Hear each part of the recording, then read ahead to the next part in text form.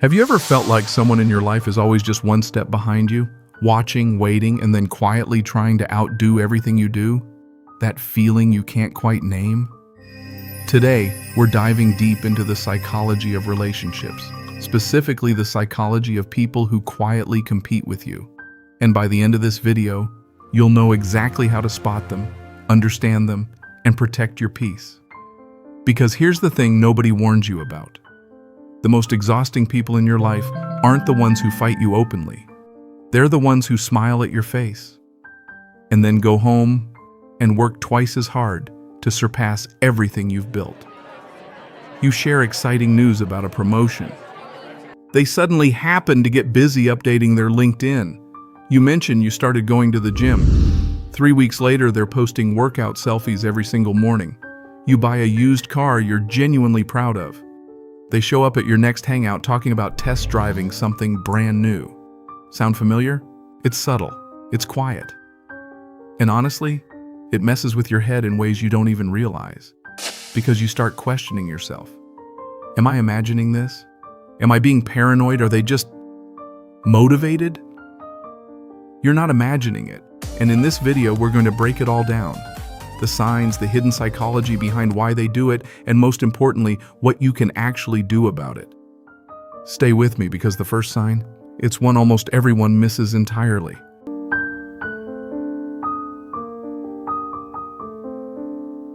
Let's start by painting a picture of what quiet competition actually looks like in real life. Because this isn't about ambitious people in the boardroom.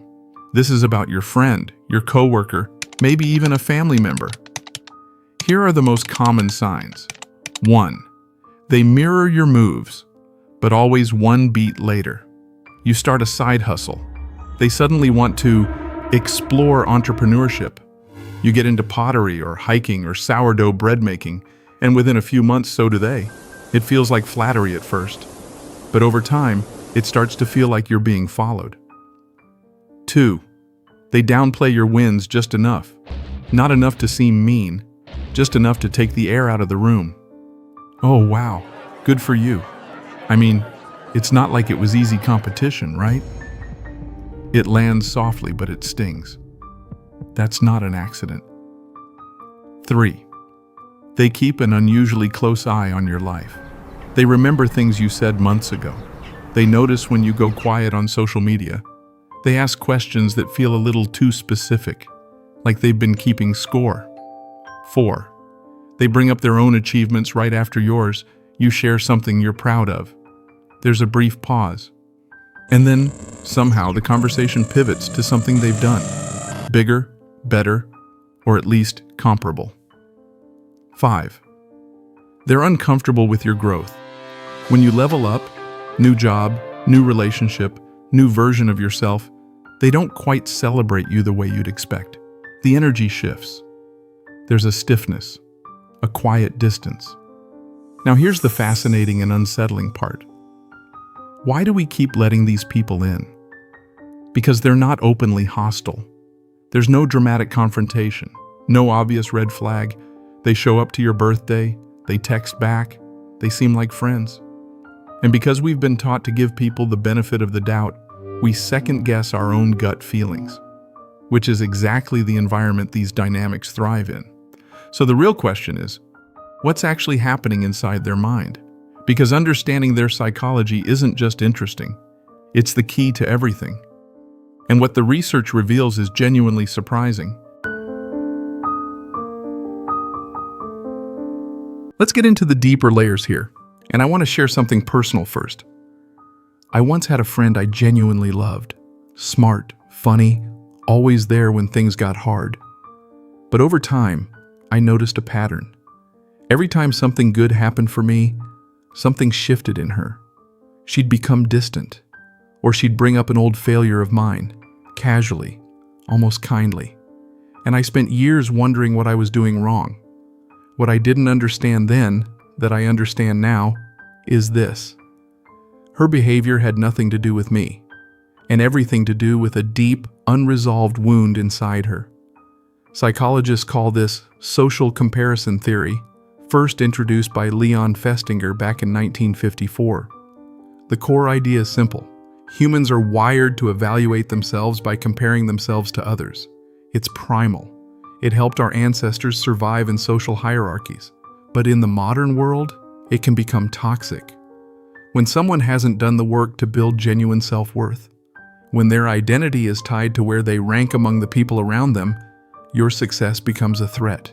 Not because they hate you, but because it quietly tells them you're falling behind. Research in social psychology also points to something called envy-driven motivation. Studies show that people who experience benign envy, the kind they can't fully admit to themselves, will often unconsciously mirror and compete with the person they envy as a way of regulating that emotional discomfort. In simple terms, they don't know what to do with the feeling, so they channel it into quiet competition. And here's the thing that really matters. Most of the time, they're not even fully conscious of it. This isn't a calculated villain, it's a person running on old insecurities, and you just happen to be the mirror reflecting everything they wish they were. Knowing that doesn't make it hurt less, but it does change how you respond. And how you respond, that's where your power lives. All right, so now that we understand what's happening and why, let's talk about what you can actually do. Because awareness without action is just frustration. Here's how to see through the dynamic and respond with clarity and grace. Step 1. Trust the pattern, not just the moments. One instance might be coincidence. 2 might be nothing. But a consistent pattern over time? That's information. Stop explaining it away. When your gut has been sending the same signal repeatedly, it's time to listen. Step 2. Stop oversharing with them. You don't have to cut them off. You just stop giving them material. Be genuinely warm, be present. But keep your dreams, your plans, and your wins closer to your chest, around them. Share with people who celebrate you. Let this relationship exist on a lighter level.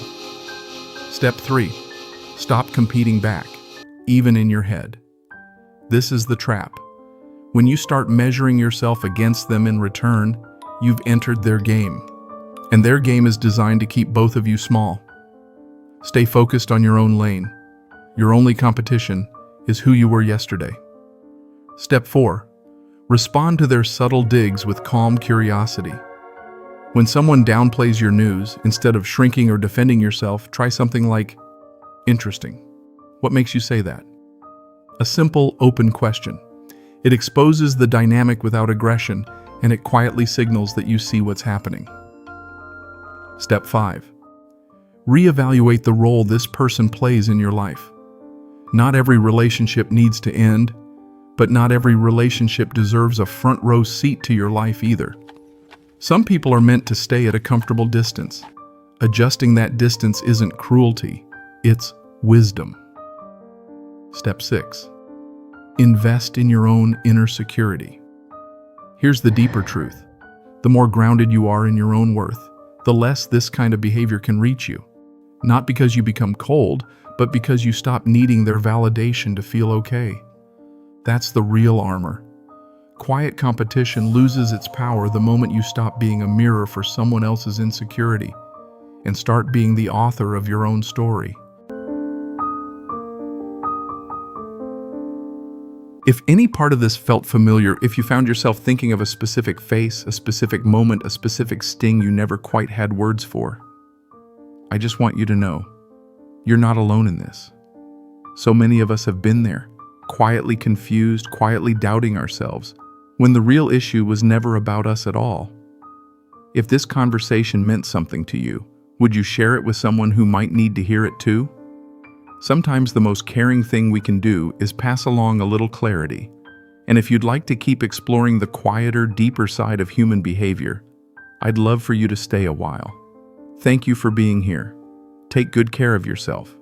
Until next time.